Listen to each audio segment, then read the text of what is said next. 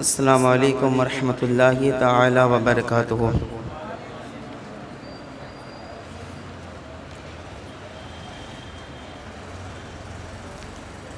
الحمد للہ الأحد والثناء لرب الصمد والصلاة والسلام على من كان نبيا وآدم بين الروح والجسد الذي سمي في الأرض بمحمد ونودي في السماء أذن مني يا أحمد وعلى آله وأصحابه على الأبد لا سيما ابنه الكريم الغوث الأعظم الجيلاني سيد الفرد والوطن أما بعد أعوذ بالله من الشيطان الرجيم بسم الله الرحمن الرحيم قال الله تبارك وتعالى في القرآن المجيد والفرقان الحميد إنما يريد الله ليذهب عنكم الرجس أهل البيت ويطهركم تطهيرا آمنت بالله صدق الله المولانا العظيم وصدق رسوله النبي الأمين المعين المتين الكريم ونحن على ذلك لمن الشاهدين والشاكرين والحمد لله رب العالمین۔ محبت کے ساتھ درود پاک پیش فرمائے۔ اللہ رب محمد صلی اللہ علیہ وسلم نحن عباد محمد صلی اللہ علیہ وسلم صلاۃ و سلام علیک یا رسول اللہ صلاۃ و سلام علیک یا حبیب اللہ صلی اللہ تعالی علیہ وسلم۔ آج محرم الحرام کا ہمارے اور آپ کے درمیان یہ پہلا پروگرام ہے۔ انشاءاللہ کچھ دنوں تک ہمارا یہ سلسلہ جاری و ساری رہے گا۔ اللہ تبارک و تعالیٰ اپنے فضل و کرم سے ہماری ان محافل کو قبول فرمائے اور اس کا بہتر سے بہتر بدلہ اللہ تعالیٰ اور اس کا ثواب ہم سب کو اور ہمارے مرحومین کو عطا فرمائے۔ دیکھیے مسلسل 3-4 سال سے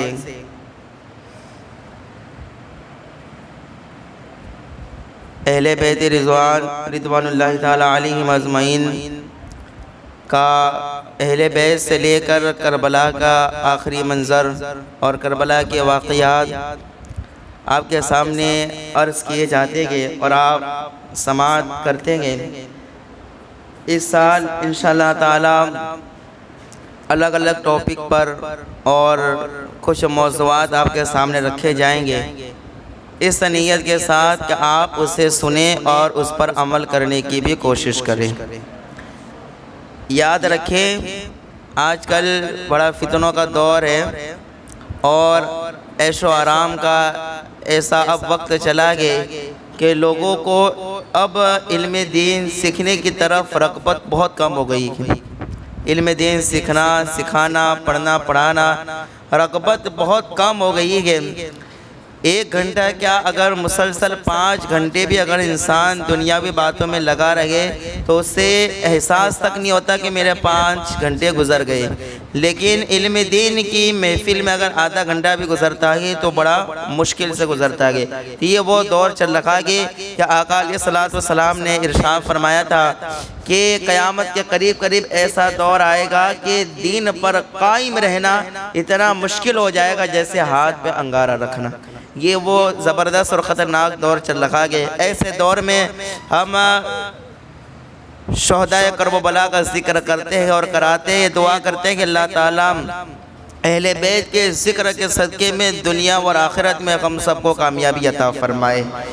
دیکھیے استاد زمان مولانا حسن رضا خان فاضل بریلوی ارشاد فرماتے ہیں کہ کس زبان سے ہو بیاں مدح خان اہل بیت، کس زبان سے ہو بیاں مدح خان اہل بیت، مدح گوئے مصطفیٰ کے مدح خان اہل بیت، مدح گوئے مصطفیٰ کے مدح خان اہل بیت۔ اور فرماتے ہیں ان کی پاکی کا خدائے پاک کرتا ہے بیان، ان کی پاکی کا خدائے پاک کرتا ہے بیان، آیا تطہیر سے ظاہر کے شان اہل بیت، آیا تطہیر سے ظاہر گئے شان اہل بیت اور فرماتے گئے کہ ان کے گھر بے اجازت جبرائیل بھی آتے نہیں، ان کے گھر بے اجازت جبرائیل بھی آتے نہیں۔ قدر والے جانتے گے عز و شان اہل بیت، قدر والے جانتے گے عز و شان اہل بیت۔ اور فرماتے گئے کہ پھول زخموں کے کھلائے گئے ہوائے دوست نے، پھول زخموں کے کھلائے گئے ہوائے دوست نے، خون سے سینچا گیا گے گلستان اہل بیت، خون سے سینچا گیا گے گلستان اہل بیت۔ اور فرماتے ہیں کہ کس شقی کی ہے حکومت، ہائے کیا اندھیر گئے۔ استاد زمان فرماتے گئے کس شقی کی ہے حکومت، ہائے کیا اندھیر گئے، دن دہاڑے لٹ رہا گے کاروان اہل بیت، دن دہاڑے لٹ رہا ہے کاروان اہل بیت۔ اور فاطمہ کے لاڈلے کا آخری دیدار گئے، فاطمہ کے لاڈلے کا آخری دیدار گئے، حشر کا ہنگامہ برپا گئے میان اہل بیت۔ اور آخر میں فرماتے گئے بے ادب گستاخ فرقے کو سنا دے اے حسن، بے ادب گستاخ فرقے کو سنا دے اے حسن، یوں کہا کرتے گئے سنی داستان اہل بیت، یوں کہا کرتے گئے سنی داستان اہل بیت۔ محبت سے درود پاک پیش فرمائے۔ اللہ رب محمد صلی اللہ علیہ وسلم، نحن عباد محمد صلی اللہ علیہ وسلم، صلاۃ و سلام علیک یا رسول اللہ صلی اللہ تعالی علیہ وسلم۔ دیکھیے قرآن مجید کے مشہور و معروف آیت کریمہ آپ کے سامنے تلاوت کی۔ اللہ تبارک و تعالی ارشاد فرماتا ہے کہ انما یرید اللہ لیذہب عنکم الرجس اہل البیت ویطہرکم تطہیرا۔ اللہ تعالیٰ فرماتا ہے کہ اللہ تعالیٰ تو یہی چاہتا ہے، اللہ تعالیٰ تو یہی چاہتا ہے کہ تم سے ہر ناپاکی کو دور فرما دے، ہر ناپاکی کو دور فرما دے اور تمہیں پاک کر کے خوب صاف ستھرا بنا دے۔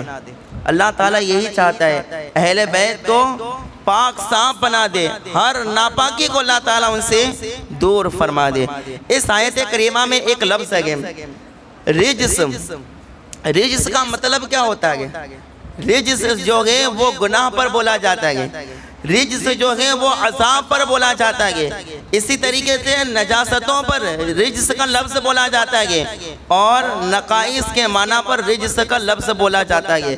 اب آپ ذرا دیکھیں کہ رجس کا مطلب کیا ہوتا ہے؟ ایک ہوتا ہے عذاب، ایک ہوتا ہے نجاست، اور نقائص کے معنی پر بولا جاتا ہے۔ اس اعتبار سے اس آیت کریمہ کا مطلب ہوا کہ بے شک اللہ تبارک و تعالی یہی چاہتا ہے کہ اہل بیت کو ہر گناہ سے دور فرما دے، اہل بیت کو ہر عذاب سے دور فرما دے، اور اہل بیت سے ہر نجاستوں کو اور نقائص کے جو معنی ہوتے ہیں اللہ تعالیٰ ان سے دور فرما کے اہل بیت کو خوب پاک اور صاف ستھرا بنا دے۔ اللہ تعالیٰ یہی چاہتا ہے۔ اب اللہ اکبر، آپ ذرا غور کریں کہ امام زہری نے فرمایا کہ رجس کا مطلب کیا ہوتا ہے؟ رجس کا مطلب ہوتا ہے ناپسندیدہ چیز، یعنی اللہ تعالیٰ یہی چاہتا ہے کہ اہل بیت سے ہر ناپسندیدہ چیز کو دور فرما دے۔ یعنی اس آیت کریمہ کا مطلب یہ ہے کہ اہل بیت جو بھی کام کریں گے وہی کام کریں گے جس سے اللہ بھی راضی ہو جائے، اللہ کا محبوب بھی راضی ہو جائے۔ ہر ناپسندیدہ چیز کو اللہ تعالیٰ نے اہل بیت سے دور فرما دیا ہے۔ اب اس آیت کریمہ میں ایک اور لفظ ہے اہل بیت کا۔ اہل بیت کا مطلب کیا ہوتا ہے؟ اہل بیت میں کون لوگ شامل ہیں؟ اچھا، ہم لوگ اگر اہل بیت بولتے ہیں تو اس سے کون لوگ مراد لیتے ہیں؟ جی، اہل بیت ہم کہتے ہیں نا کہ اہل بیت سے محبت کرو، لیکن اہل بیت سے مراد کون لوگ ہیں؟ جیسے کہ اس میں مختلف تفسیریں ہیں۔ جو اس آیت کریمہ میں لفظ اہل بیت آیا تو اہل بیت میں کون لوگ شامل گئے؟ اس آیت کریمہ کی تفسیر میں بعض مفسرین جیسے امام بغوی گئے اور اسی طریقے سے خازن گئے اور صحابہ کرام کی ایک جماعت جن میں حضرت ابو سعید خدری بھی گئے اور تابعین میں حضرت مجاہد اور حضرت قتادہ رضی اللہ تعالیٰ عنہ بھی گئے۔ آپ فرماتے ہیں کہ اہل بیت سے کون لوگ مراد ہے؟ تو آپ فرماتے ہیں اہل بیت سے پہلے حضور صلی اللہ علیہ وسلم کی ذات، دوسرے حضرت علی کی ذات، پھر حضرت فاطمہ کی، پھر حضرت حسین اور حضرت امام حسین کی ذات مراد ہے۔ اہل بیت سے آقا علیہ الصلوۃ والسلام، حضرت علی، امام حضرت فاطمہ، حضرت امام حسن اور حضرت امام، کتنے لوگ ہو گئے؟ بولو کتنے لوگ ہوئے؟ جتنے زور سے بولو کتنے لوگ ہوئے؟ 5 لوگ۔ ان 5 ہی کو پنجتن پاک کہا جاتا ہے۔ کیا کہا جاتا ہے؟ پنجتن پاک۔ بولو یہ پاک لوگ ہیں، یہ پاک ہستیاں اور ایسے پاک ہیں جو ایسے پاک ہیں کہ جو ان کے دامن سے وابستہ ہو جاتا ہے وہ بھی پاک ہو جایا کرتا ہے۔ پنجتن پاک، اللہ اکبر۔ تو اس جو اہل بیت بولتے ہیں اسے یہ 5 لوگ مراد، لیکن دیگر مفسرین بھی گئے اللہ اکبر، اور ایک صحابہ کے جماعت جن میں حضرت عبداللہ ابن عباس اور حضرت اکرمہ جو تابعی گئے، ان کا موقف یہ گئے، وہ یہ کہتے ہیں کہ یہاں اہل بیت سے مراد نبی پاک صلی اللہ علیہ وسلم کے ازواج مراد ہیں۔ نبی پاک صلی اللہ علیہ وسلم کی بیویاں، اہل بیت سے کون مراد ہے؟ حضور کی بیویاں، ازواج مراد ہے۔ وہ ان کے پاس بھی دلیل ہے، وہ کہتے ہیں بغیر دلیل کے نہیں کہتے کہ اہل بیت سے نبی کے ازواج مراد ہے، بلکہ وہ یہ کہتے ہیں کہ اللہ کو یا ایھا النبی قل لازواجک سے ان اللہ کان لطیفا خبیرا تک مسلسل 7 آیات نبی کریم صلی اللہ علیہ وسلم کے ازواج کے متعلق ہے۔ ان میں سے ایک یہ بھی آیت ہے، اور اللہ اکبر جہاں نبی کے ازواج کا ذکر ہے وہاں پر یہ آیت کریمہ ہے، تو مطلب وہاں اہل بیت نہیں بلکہ نبی کے ازواج مراد ہے۔ اہل بیت سے مراد نبی کی ازواج ہے۔ ایک یہ بات، تو کتنے باتیں ہو گئی اہل بیت سے؟ ایک تو نبی کے ازواج بھی گئے اور دوسرے پنجتن پاک بھی۔ کتنے قول ہو گئے؟ کتنے ہو گئے؟ بعض لوگ کیا کہتے ہیں اہل بیت سے کون مراد ہے؟ پنجتن، اور بعض لوگ کیا کہتے ہیں کہ اہل بیت سے نبی کی ازواج، نبی کی بیویاں مراد ہے۔ اس کو یاد، علمی بات ہے، اس کو یاد رکھنا بہت ضروری ہے، یاد رکھو گے تو کام آئے گا۔ ہم اہل بیت تو بولتے ہیں لیکن اس کا معنی مفہوم اگر ہمارے ذہن میں نہ ہو تو ہم کیا بیان کریں گے کہ کیا مقصد ہے کہ آیت کریمہ کا کیا مطلب ہوا کرتا ہے۔ تو اہل بیت سے بعض لوگوں نے کہا پنجتن پاک، اور بعض لوگوں نے کیا کہا نبی کریم صلی اللہ علیہ وسلم کی ازواج مراد ہے۔ تو جو کہتے ہیں کہ نبی کے ازواج مراد ہے انہوں نے دلیل بھی دی کہ اللہ اکبر قرآن پاک میں جہاں یہ آیات موجود ہیں وہاں مسلسل 7 آیات نبی کریم صلی اللہ علیہ وسلم کے ازواج کے متعلق نازل ہوگی، تو ان میں سے ایک آیت یہ بھی ہے، تو مطلب یہ اس سے مراد نبی کے ازواج ہے۔ لیکن جو لوگ یہ کہتے ہیں کہ اہل بیت سے مراد یا پنجتن پاک ہے تو ان کے بھی دلائل ہیں، وہ بھی کہتے ہیں ہمارے پاس بھی دلیل ہے کہ ہم کہتے ہیں کہ اہل بیت سے مراد اگر پنجتن پاک ہے تو وہ کہتے ہیں کہ ہمارے پاس دلیل یہ ہے کہ نبی کریم صلی اللہ تعالیٰ علیہ وسلم اس حالت میں تشریف لائے کہ آپ کے ساتھ حضرت علی بھی موجود تھے، حضرت فاطمہ رضی اللہ تعالیٰ عنہا بھی موجود تھی، اسی طریقے سے حضرت امام حسن اور حضرت امام حسین بھی موجود تھے، اور آپ گھر کے اندر داخل ہو گئے۔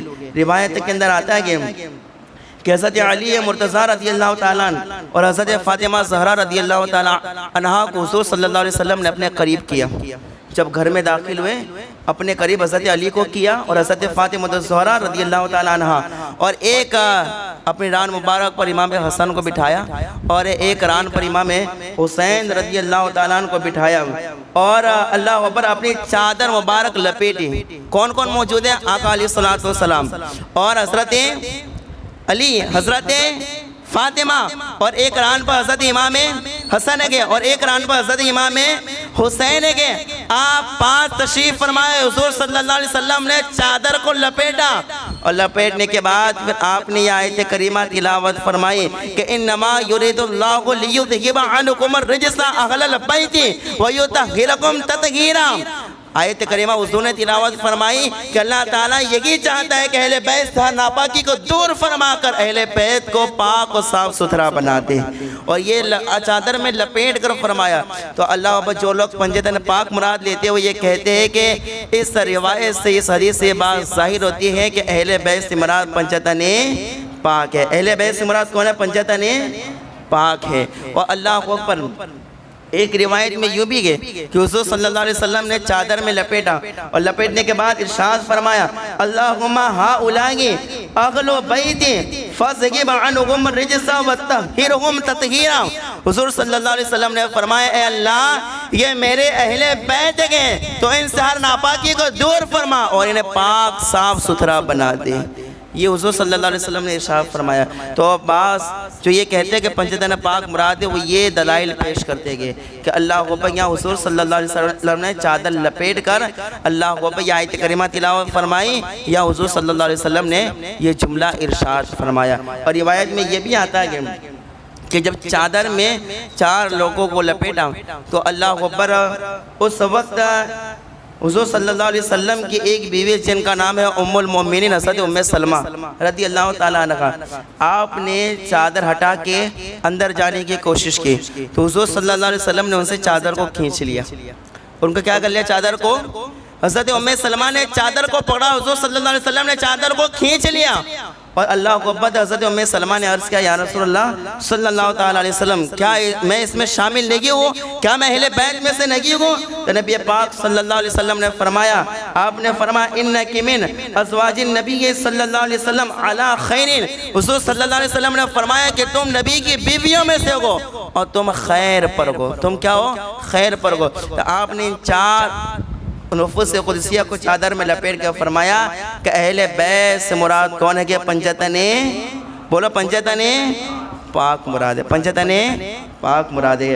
اللہ اکبر، یہ جو کہتے ہیں کہ اہل بیت سے پنجتن پاک مراد ہے وہ یہ دلیل پیش کرتے ہیں، اس کے ساتھ یہ دلیل بھی پیش کرتے گئے جو یہ کہتے ہیں کہ پنجتن پاک مراد ہے وہ کہتے گئے کہ جب یہ آیت کریمہ انما یرید اللہ لیذھب عنکم الرجس، جب یہ آیت کریمہ نازل ہوئی تو اللہ اکبر حضرت انس رضی اللہ تعالیٰ عنہ فرماتے گئے کہ رسول کریم صلی اللہ تعالیٰ علیہ وسلم اس آیت کریمہ کے نازل ہونے کے بعد جب فجر کی نماز کے لیے تشریف لے جاتے، جب یہ آیت کریمہ ہوتی رہی تو جب نبی کریم صلی اللہ علیہ وسلم تشریف لے جاتے تو حضرت فاطمہ الزہرا رضی اللہ تعالیٰ عنہ کے مکان کے پاس سے گزرتے اور فرماتے ہیں الصلاۃ اہل البیت، اے میرے اہل بیت اٹھ جاؤ اور نماز ادا کرو اور نماز ادا کرو۔ اس کے بعد یہ آیت کریمہ تلاوت فرماتے تو اللہ اس سے بھی یہ بات ثابت ہوتی ہے کہ اہل بیت سے کون مراد ہے؟ کہ پنجتن پاک مراد ہے۔ اور حضرت ابو سعید خدری رضی اللہ تعالیٰ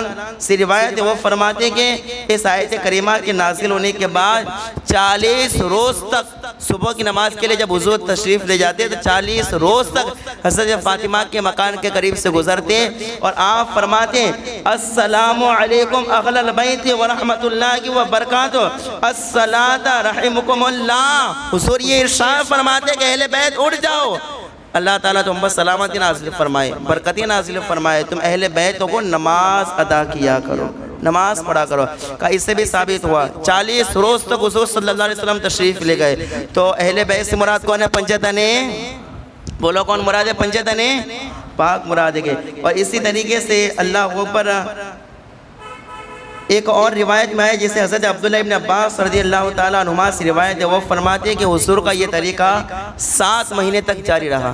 7 مہینے تک آپ حضرت فاطمہ کی مکان کے قریب سے تشریف لے جاتے اور فرماتے اہل بیت اٹھو اور نماز ادا کرو۔ اور ایک روایت میں کہ 8 مہینے تک حضور کا یہ سلسلہ جاری رہا۔ تو سوچئے کہ آیت اترنے کے بعد 7 مہینے تک، ایک روایت کے مطابق 8 مہینے تک اور ایک روایت کے مطابق 40 دن تک حضور کا تشریف لے جانا حضرت فاطمہ کے مکان کے قریب سے اس بات کی روشن دلیل ہے کہ اہل بیت سے مراد کون ہے؟ پنجتن، اہل بیت سے مراد پنجتن پاک مراد ہے۔ یہ کہ تو جو لوگ کہتے ہیں کہ نبی کے ازواج مراد ہے ان کے پاس بھی دلیل ہے، اور جو لوگ یہ کہتے ہیں کہ اہل بیت سے مراد یہ 5 ہیں تو ان کے پاس بھی دلائل موجود ہے۔ اب 2 باتیں ہو گئی، تب اس میں پھر کیا کرنا چاہیے؟ اہل بیت میں کس کو ماننا چاہیے؟ نبی کے ازواج کو یا پنجتن پاک کو؟ دونوں کے پاس دلیل ہے نا، دونوں کی دلیل آپ نے سنی کہ جو لوگ کہتے ہیں کہ نبی کے ازواج مراد ہے ان کے پاس بھی دلیل، اور جو لوگ یہ کہتے ہیں کہ پنجتن پاک مراد ہے ان کے پاس بھی دلیل۔ تو اب اہل بیت میں کس کو شمار کریں؟ نبی کے ازواج کو یا پنجتن پاک کو؟ جب یہ مسئلہ آ کے کھڑا ہو گیا تو جمہور علماء امت نے یہ بات کا فیصلہ کیا کہ اہل بیت سے مراد نبی کے ازواج بھی ہیں اور اہل بیت اطہار بھی مراد ہے۔ ازواج مطہرات بھی ہیں اور پنجتن پاک بھی مراد ہیں. یعنی جب بھی اہل بیت کا ذکر ہوگا تو نبی کے ازواج کا بھی ذکر ہوگا اور پنجتن پاک کا بھی ذکر ہوگا. پنجتن پاک کا بھی ذکر ہوگا. تو اہل بیت سے مراد نبی کے ازواج بھی گئے اور کون ہے گئے؟ پنجتن پاک بھی مراد ہے. سمجھ آ گئی بات؟ یعنی نبی کے ازواج بھی اہل بیت میں شامل گئے. یہ نہیں ہے اگر آج دیکھیں کہ محرم میں اگر نبی کے ازواج کا ذکر ہو تو کہا یہ امام حسین کا مہینہ ہے، امام حسن کا مہینہ ہے، کربلا والوں کا مہینہ ہے، اور نبی کی بیویوں کا ذکر کیسے کیا جاتا ہے؟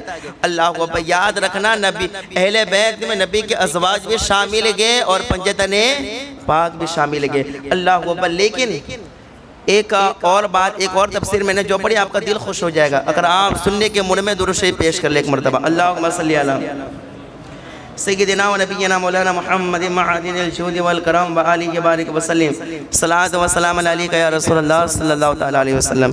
ایک اور تفسیر میں نے پڑھا، امام بقائی رحمۃ اللہ تعالیٰ علیہ فرماتے گئے کہ بعض لوگوں نے کہا کہ اہل بیت سے مراد کون ہے؟ ازواج مطہرات، اور بعض نے کہا پنجتن پاک. لیکن وہ فرماتے گئے کہ اہل بیت سے مراد ہر وہ شخص ہیں جو نبی سے خاص تعلق رکھتا ہے. وہ اہل بیت میں شامل ہے جو نبی سے خاص تعلق رکھتے آگے، چاہے وہ مرد ہو، چاہے وہ عورت ہو، غلام ہو کہ کنیز ہو، کوئی بھی ہو، اگر حضور سے تعلق رکھتا ہے تو وہ اہل بیت میں شمار کیا جائے گا، وہ اہل بیت میں شمار کیا جائے گا. اور اللہ اکبر اس کی تائید حدیث سے بھی ہوا کرتی ہے، جیسے کہ خود حضرت ام سلمہ والی حدیث کہ اللہ اکبر آپ نے جب چادر کو اٹھایا تو حضور نے فرمایا کہ تم نبی کے ازواج میں سے ہو، تم خیر پر ہو. یہ ایک حدیث.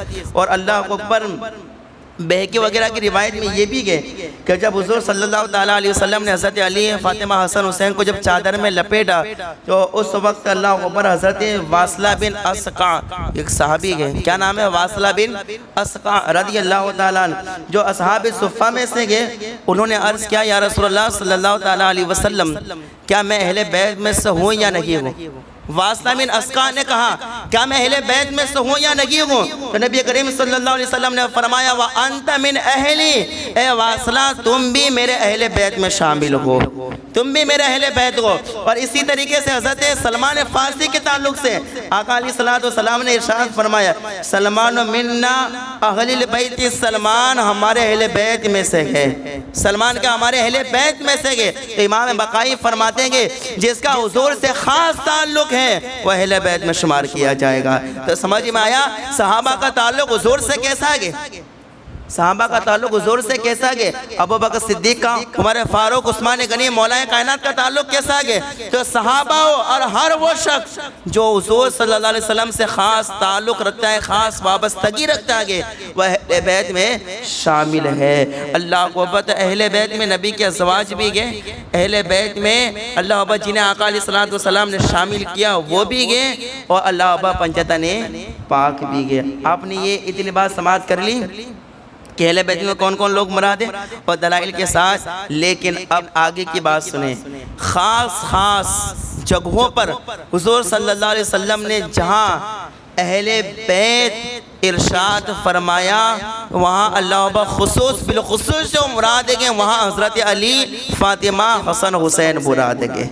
جہاں خاص کر حضور نے اہل بیت کا ذکر کیا گیا اللہ اکبر وہاں خصوصاً کون مراد ہوتے ہیں؟ یعنی اہل بیت میں ازواج بھی شامل اور جو حضور سے خاص وابستگی رکھتا ہے وہ بھی شامل. لیکن خصوص بالخصوص جب بھی اہل بیت کا ذکر ہوگا ان میں سے خاص کر کون مراد ہوتے ہیں؟ حضرت علی، حضرت فاطمہ اور حضرت امام حسن اور حضرت امام حسین مراد ہوتے گئے. یہ جب بھی اہل بیت کا ذکر ہوتا ہے خاص خصوصاً جو افراد اہل بیت میں شمار ہوتے گئے اور جن افراد کا اہل بیت سے تعلق سے ذکر کیا جاتا ہے وہ حضرت علی، حضرت فاطمہ، حضرت امام حسن اور حضرت امام حسین مراد ہوتے ہیں. سمجھ آ گئی بات آپ کو؟ اللہ ہو یہ ہے اہل بیت کے تعلق سے صرف تفسیر کہ اہل بیت میں کون کون لوگ مراد ہیں. سوچئے آپ کہ علم دین کے اندر کتنی گہرائی ہے. اگر کوئی گہرائی سے سوچے گا تب پتہ چلے گا نا کہ اہل بیت کا کیا مطلب ہوتا ہے. ہم صرف اہل بیت تو بول دیتے گے اور آج کل تو ہوتا ہے نا کہ لوگ کچھ کتابیں پڑھ کر آج علماء سے ٹکر لینے کے لیے کھڑے ہو جاتے ہیں.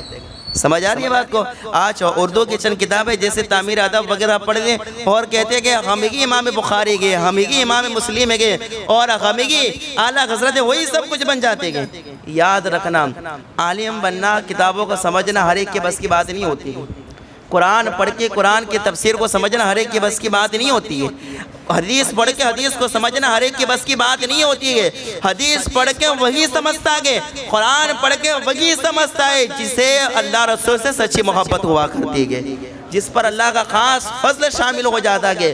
اللہ اکبر، انہیں یہ باتیں سمجھ میں آیا کرتی ہے کہ اللہ اکبر قرآن اور اس کی تفسیر کا کیا مطلب ہے، حدیث اور اس کی شرح کا کیا مطلب ہوا کرتا ہے۔ اللہ اکبر، یہ اہل بیت کی میں نے تفسیر آپ کے سامنے ایک علمی گفتگو رکھی جو آپ کی سمجھ میں آئی تب بھی ٹھیک ہے، نہ آئے تو دعا کرتے اللہ تعالیٰ آپ کو صحیح سمجھ عطا فرمائے۔ اب دیکھیں اہل بیت کے تعلق سے میں آپ کے سامنے کچھ احادیث آپ کے سامنے عرض کر کے انشاءاللہ تعالیٰ اپنی گفتگو کو سمیٹ دیتا ہوں۔ درود شریف۔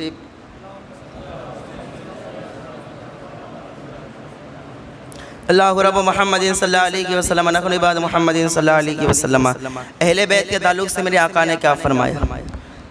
حدیث پاک میں گئے، مسلم شریف کی حدیث پاک ہے، حضرت زید بن ارقم رضی اللہ تعالیٰ عنہ آپ فرماتے گئے کہ مکہ اور مدینہ کے درمیان ایک جگہ ہے، اس جگہ کا نام ہے مقام جحفہ، جو غدیر خم کے پاس ایک جگہ ہے۔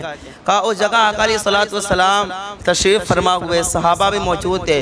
حضور صلی اللہ علیہ وسلم نے غدیر خم کے پاس ایک مقام جحفہ وہاں کھڑے رہ کر حدیث ارشاد فرمائی، یعنی آپ نے وہاں خطبہ دیا، اللہ تعالیٰ کی حمد بیان کی، صحابہ کو نصیحت کی۔ اس کے بعد غدیر خم کے پاس ایک جو جگہ ہے مقام جحفہ، یہ مسلم شریف کی حدیث پاک، وہاں آقا علیہ السلام نے خطبہ دینے کے بعد ارشاد فرمایا، اے لوگو میں انسان ہوں۔ حضور نے کیا فرمایا؟ میں انسان ہوں، قریب ہے کہ میرے رب کا بھیجا ہوا فرشتہ یعنی ملک الموت میرے پاس آئے تو میں خدا تعالیٰ کا حکم قبول کروں۔ جب ملک الموت آئے گا اور جب میرے جانے کا وقت ہوگا، تشریف لے جانے کا وقت، تو میں اس وقت تشریف لے جاؤں گا۔ یہ آقا علیہ السلام نے ارشاد فرمایا۔ اس کے بعد حضور صلی اللہ علیہ وسلم نے ارشاد فرمایا، اے لوگو سنو، میں جب دنیا سے جاؤں گا، تشریف لے جاؤں گا، جب میرے جانے کا وقت آئے گا، ملک الموت جب آئیں گے، سوچو جب میں چلا بھی جاؤں گا، لیکن میرے آقا علیہ السلام نے فرمایا وَأَنَا تَارِكٌ فِيكُمُ الثَّقَلَيْنِ، لیکن میں تم میں دو بھاری چیزیں چھوڑ کر جاؤں گا۔ کیا ارشاد فرمایا؟ میں جاؤں گا لیکن دو بھاری چیزیں چھوڑ کر جاؤں گا، اور آقا علیہ السلام نے فرمایا جو ان دو چیزوں کو پکڑ کر رکھے گا دنیا میں بھی کامیاب ہو جائے گا، آخرت میں بھی کامیاب ہو جائے گا، دنیا میں بھی کامیاب ہو جائے گا، آخرت میں بھی۔ دو چیزیں کیا؟ میرے آقا نے فرمائیں گے میں تشریف لے جاؤں گا لیکن دو چیزیں چھوڑ کر جاؤں گا دنیا میں، دو چیزیں۔ اب وہ دو چیزیں کیا گئے؟ اللہ وہ بخود آقا علیہ السلام ارشاد فرماتے گئے اولہما کتاب اللہ فیہ الہدی والنور۔ آقا علیہ السلام نے فرمایا پہلی چیز اللہ کی کتاب قرآن مجید کو چھوڑ کے جاؤں گا۔ کیا؟ قرآن مجید۔ اور قرآن مجید ایسی کتاب نہیں، حضور فرما دیں گے فیہ الہدی والنور، اس میں ہدایت بھی گئے، اس میں نور بھی گئے۔ جو قرآن پڑھے گا وہ ہدایت پا جائے گا، اور جو قرآن پڑھے گا اللہ تبارک و تعالیٰ اس کے چہرے پر نور عطا فرمائے گا۔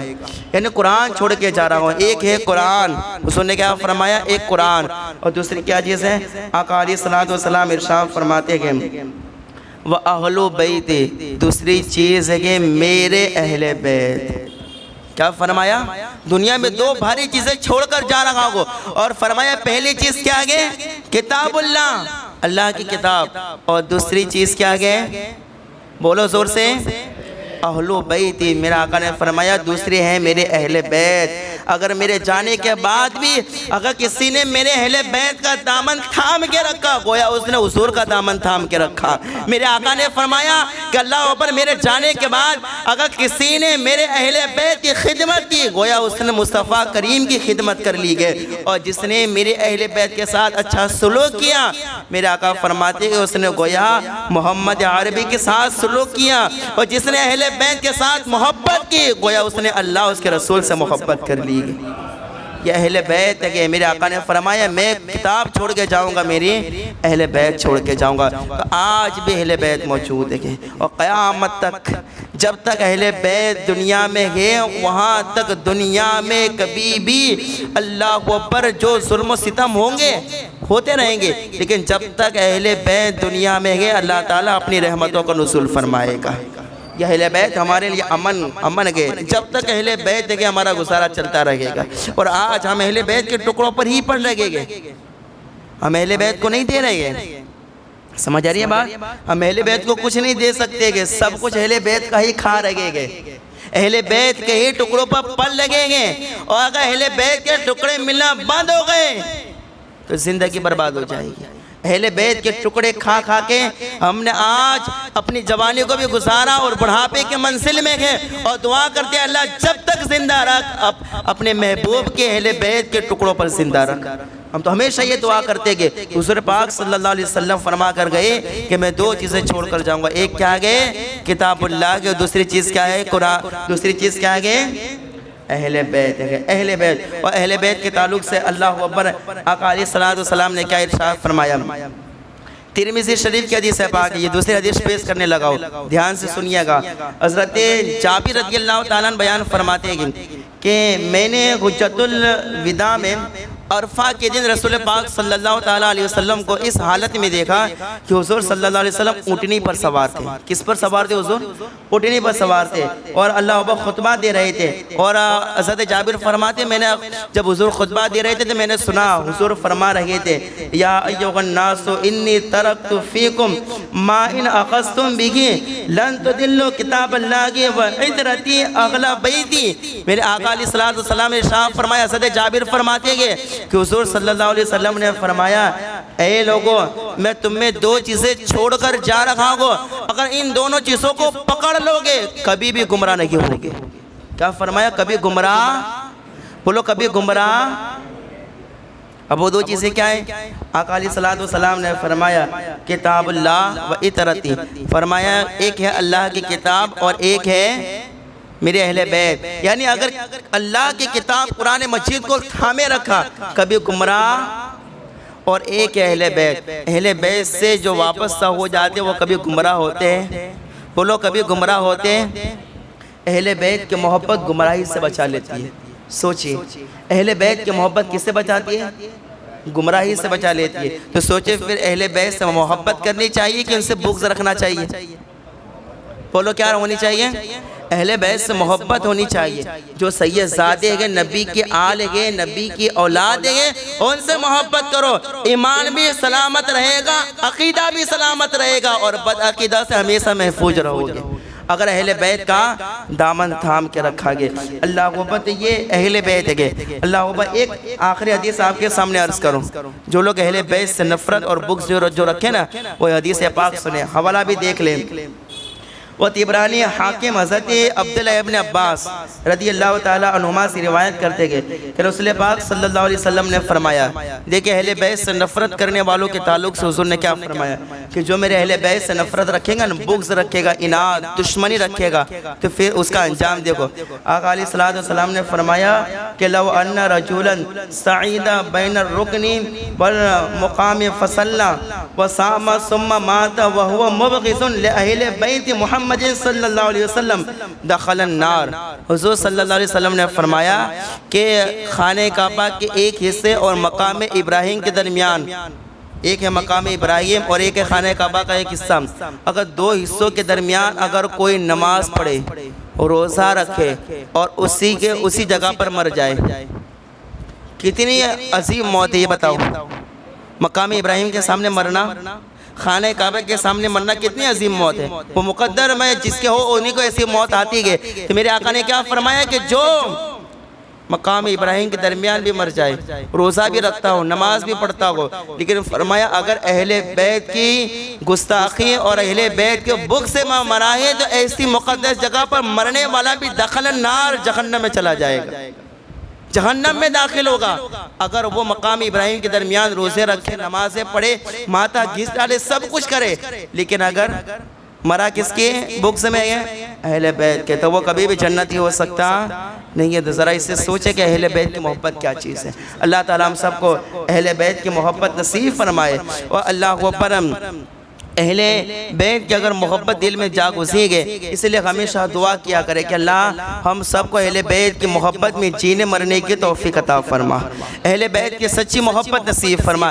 یہ اہل بیت ہے کیونکہ نبی کے بلکہ اللہ اکبر ایک بیان کیا جاتا ہے کہ عبد الوہاب شعرانی رحمۃ اللہ تعالیٰ علیہ آپ فرماتے کہ ہم سے یہ عہد لیا گیا تھا کہ کسی بھی سید زادی سے نکاح نہ کرنا۔ اتنے بڑے بزرگ کیا فرماتے ہیں، ہم سے یہ عہد لیا گیا تھا کہ سید زادی سے بولو سید زادی سے نکاح نہ کرنا۔ آگے کی بات کیا، مگر یہ کہ تم ان کو اپنا خادم تصور کرو، یعنی اگر کسی سید زادی سے نکاح کرو تو پھر ان کو اپنے آپ کو ان کا خادم تصور کرو۔ یہ نہیں کہ پھر اگر کسی سید زادی سے نکاح کر لیا گئے تو پھر ہم اس پر ظلم کریں، ہم اس پر کیا ہے اللہ پر الزام تراشی کرے اور اسی طریقے سے ان پر ظلم و ستم کرے۔ کہا کہ اگر کسی سید زادی سے نکاح کر لو تو اپنے آپ کو ان کا غلام تصور کرو، اور اگر نہیں کر سکتے ہو ایسا تو پھر سید زادی سے نکاح نہ کرو۔ اور فرمائے لوگ کہتے ہیں کہ برکت کے لیے ہم سید زادی سے نکاح کرتے ہیں۔ لوگ ہوتے ہیں شیخ ہوتے ہیں، ملک ہوتے ہیں، پٹھان ہوتے ہیں، یہ صرف کیا ہے پہچان ہے، پہچان۔ یہ سارے کے سارے حسب و نسب ختم ہو جائیں گے۔ حضور نے فرمایا اللہ سببی و نسبی، صرف میرا حسب اور میرا نسب باقی رہے گا، اس کے علاوہ سارا حسب و نسب کیا ہو جائے گا، ختم ہو جائے گا۔ تو اگر کوئی سید زادی سے نکاح کرے تو ان کو اپنے آپ کو ان کا خادم تصور کرے، اور اگر یہ نہیں ہو سکتا تو سید زادی سے نکاح نہ کریے۔ عبد الوہاب شعرانی فرماتے کہ ہم سے عہد لیا گیا تھا، اور بھی بہت سارے عہد ان سے لیے گئے تھے کہ سید زادوں کے بارے میں کہ ان کا کیسے خیال رکھنا ہے۔ تو جو نبی کی اہل بیت کو ہمیشہ ان کی غلامی میں رکھو، ہمیشہ اہل بیت سے محبت کرو، اہل بیت کے دامن تھام کے رکھو۔ جو اہل بیت کے دامن سے واپس ہو گیا دنیا میں بھی کامیاب ہو جائے گا، آخرت میں بھی کامیاب ہو جائے گا۔ اور میرے آقا کی ایک آخری حدیث سن لے کہ میرے آقا نے فرمایا کہ جس نے اہل بیت سے محبت کر لی تو اگر ان کی خدمت کر لی گئے تو پھر یاد رکھنا ان کا صلہ وہ دیں یا نہ دیں، لیکن محمد عربی قیامت کے دن اہل بیت سے محبت کرنے والوں کو صلہ عطا فرمائیں گے، خود حضور صلہ عطا فرمائیں گے قیامت کے دن جو اہل بیت کی خدمت کرو گے۔ ٹھیک ہے، اہل بیت کے تو اہل بیت سے کون مراد ہے اور اہل بیت کے کیا فضائل، اختصار کے ساتھ میں نے عرض کیا۔ انشاءاللہ تعالیٰ کل سے ہمارے آگے کی گفتگو شروع ہوگی کہ آگے انشاءاللہ تعالیٰ ہمارا کیا بیان ہوگا۔ اللہ تعالیٰ ہم سب کو عمل کرنے کی توفیق عطا فرمائے، اللہ تعالیٰ ہم سب کو اہل بیت کی سچی محبت نصیب فرمائے۔ انشاءاللہ تعالیٰ آپ حضرات سے گزارش کرتے گئے